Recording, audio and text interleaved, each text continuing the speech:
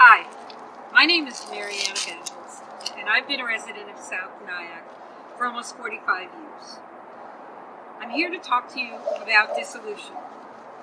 I'm a supporter of dissolution, and I'm a supporter not because of dissatisfaction. I think we have a wonderful, wonderful village. When I moved here, I came from a small Italian neighborhood in the Bronx, and I thought that could never be replicated until I found this wonderful little village. About 2 years after I moved here, I did learn how to say no quickly and became involved with a number of projects, including the centennial of the village. So I care about the village. I care very much. But as I said, dissolution is not coming from dissatisfaction. It's coming from a need to survive. My taxes have gone up in the town of Orangetown about 700% in 45 years. And they've gone up 1,400% in the village. I've done the math. During the past go-round, I paid about $30 per thousand of assessed valuation for my village and town taxes. The hamlets in the town of Orangetown pay between $22 and $26 per thousand. The taxes will go down, but that's not a huge amount. $4 per thousand, $8 per thousand. That's not the issue. The issue, if we're going to survive, is looking to the future. We are a tiny little village. We have absolutely no ratables. Unfortunately, the sale of Nyack College didn't produce a buyer that would put that property back on the tax roll, which would have made a tremendous difference in all of our lives and in the village's ability to have resources to pour into the quality of life.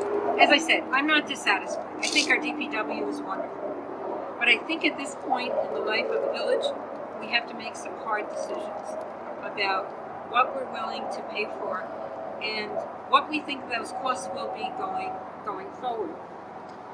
I chaired the Zoning Board of Appeals for 10 years, and I learned very quickly that land use issues have a tremendous impact on the quality of life. We are a tiny village. We don't have tremendous resources.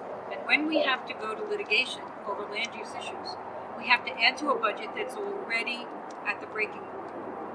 We have people in our village who are on fixed incomes. The diversity of our village is wonderful, but people cannot absorb continuing increases just to maintain the quality of life that we have. There are many points that other people will make, but I do want to talk a little bit about the town of Orangetown.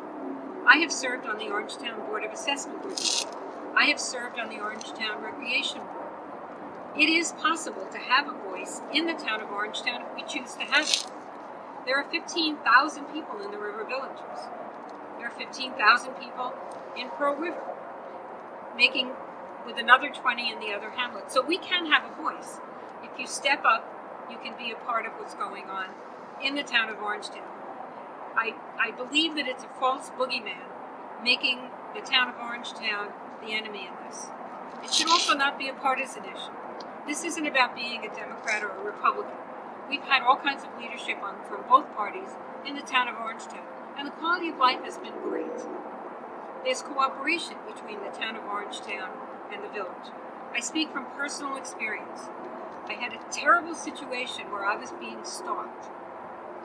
The town of Orangetown, the Orangetown Police Force did not have to have anything to do with it. And yet they stepped up with our South Nyack Police Force and took care of the situation in a way that kept everyone safe. I really believe this is not an us, we and they, us and them. This is about quality of life. This is about people being able to keep their homes. This is about being realistic about surviving. I love our little village. I don't think it's going to change if our government steps over and we become part of the town of Orangetown.